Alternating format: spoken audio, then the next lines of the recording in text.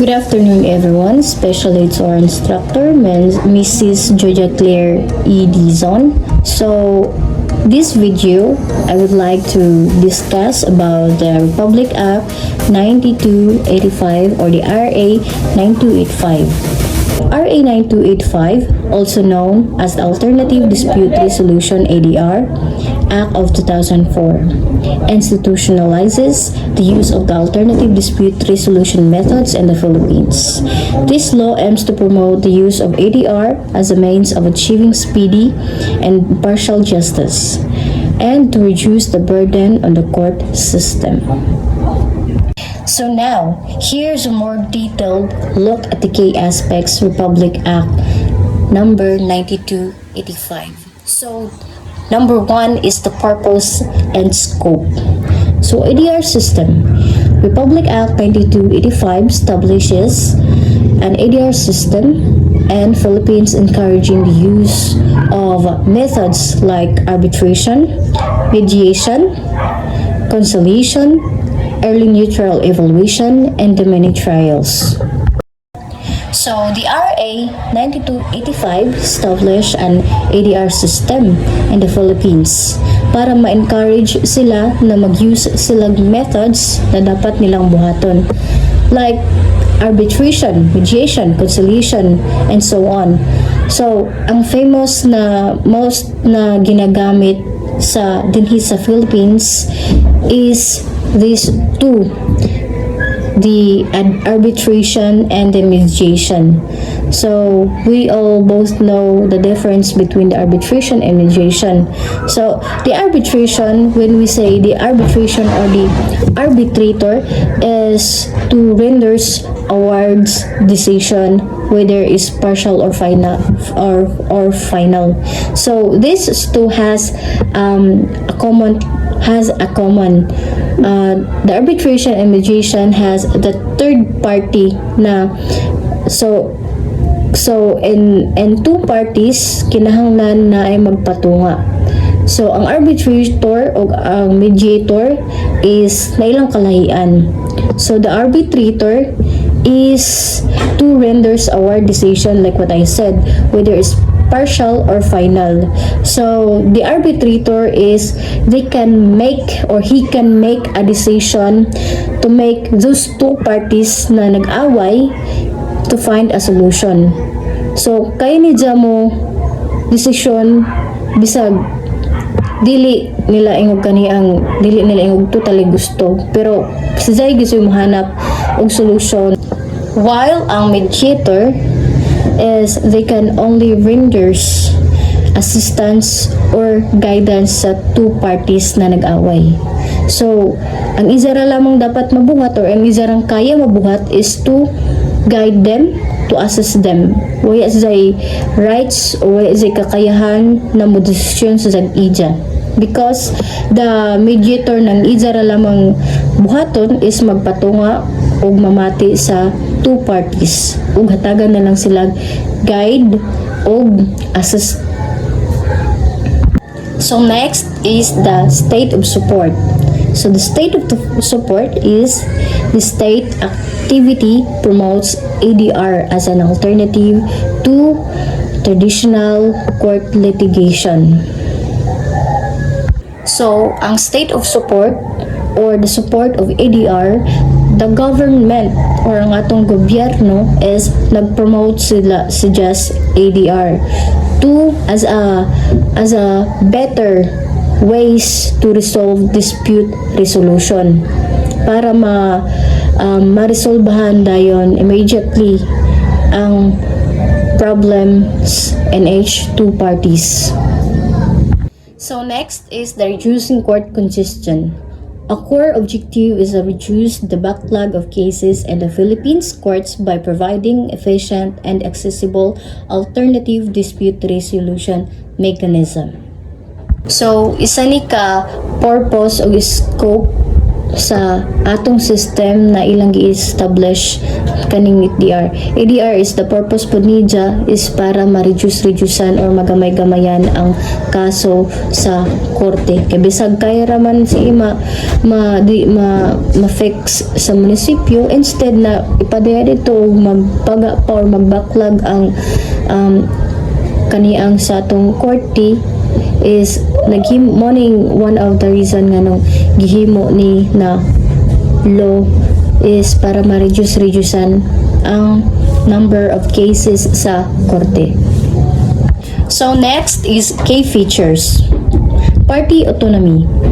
The law emphasizes party autonomy, allowing individuals and entities to choose and utilize the ADR methods that best suit their needs. So, each individuals or kada usa-usa nila between the two parties katong nagkaaway is kinahanglan each individuals or kada usa-usa nila is sila'y dapat mopili or mo choose sa methods na gusto nilang pilion. Pwedeng arbitration, pwedeng mediation, or so on katong kuan sa pwede gamiton na methods. And next is speed and impartiality. Speed and impartiality, ADR is intended to provide as a faster and more impartial means of resolving dispute compared to lengthy court procedures. So, speed and impartiality.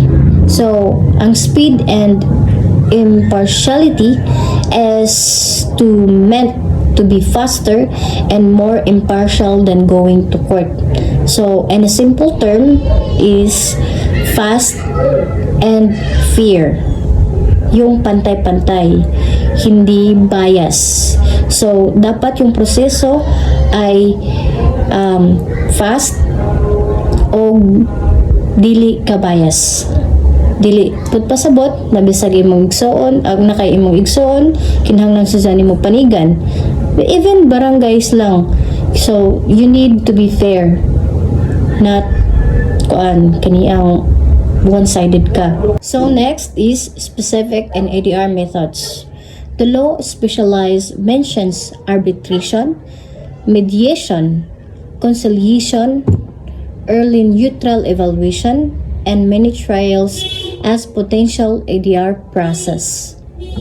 So, money ang types sa ADR na pwede nimo gamiton. So, the law mention katong arbitration, mediation, and others methods na pwede nimo gamiton.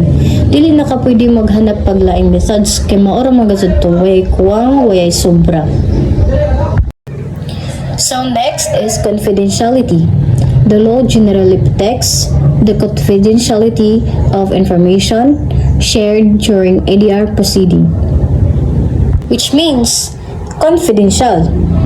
So, protected na sa RA 9285. So, pasabot, tanan information na gi-shared during the ADR proceeding is generally keep or secret rana nila or confidential rana siya.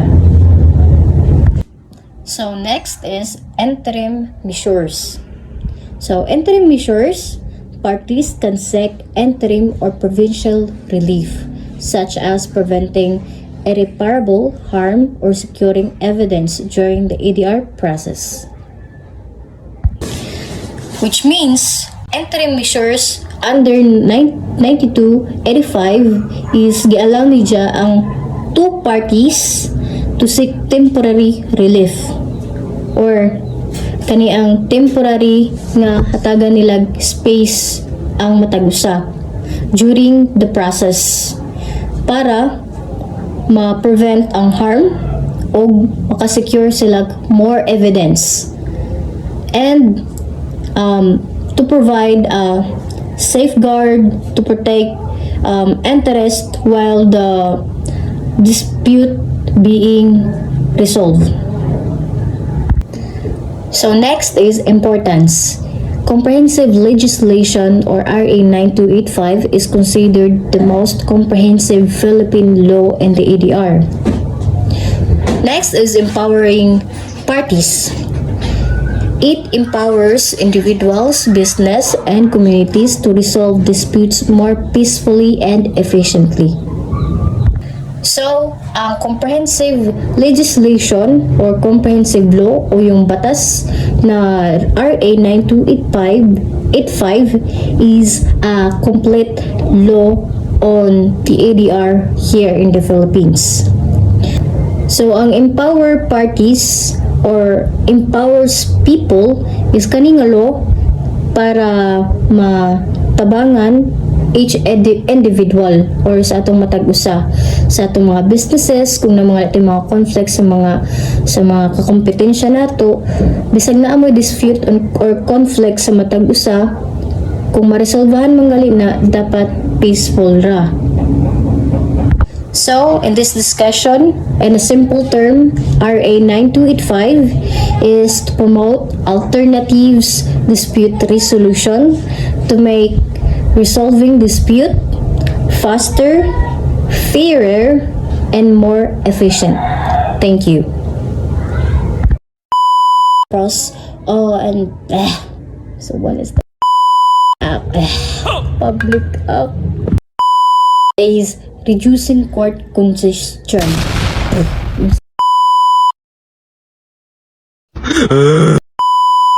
So